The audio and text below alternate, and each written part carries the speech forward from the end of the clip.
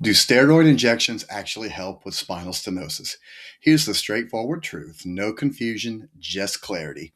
In this video, I'll explain what these injections actually do, what the studies show, and what that means for someone trying to decide whether or not it's worth it.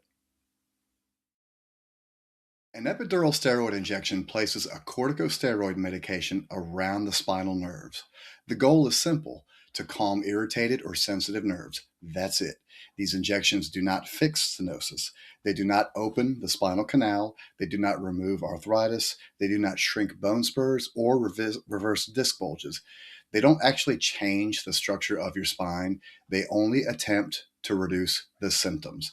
And that's okay as long as you know that's the purpose. So, what do the studies show?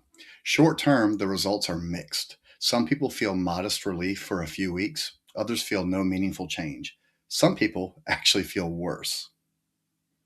When improvement does happen, it's usually small, unpredictable, and temporary.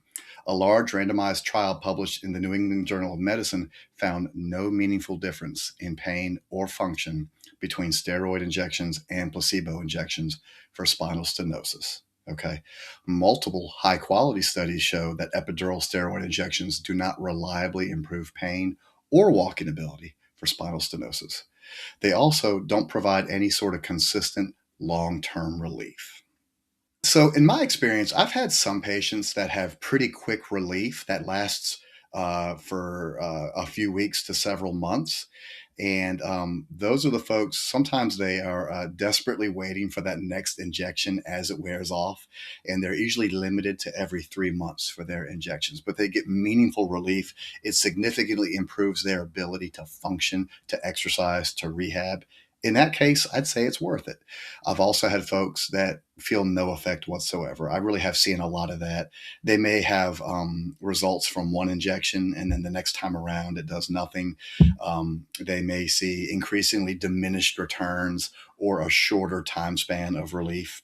And in that case, it just becomes kind of a wash. It's kind of an unnecessary risk if it's not really helping you. So I've really seen it go both ways.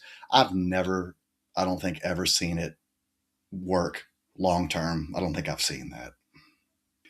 So the bottom line is epidural steroid injections may help some people briefly, but they are not a dependable solution long term for spinal stenosis. Okay. If you want help learning how to stay active, reduce your flare ups, and stop constantly setting off your symptoms, I created a free mini course for you that walks you through 4 foundational techniques that you can start using right away. Check it out in the video description below.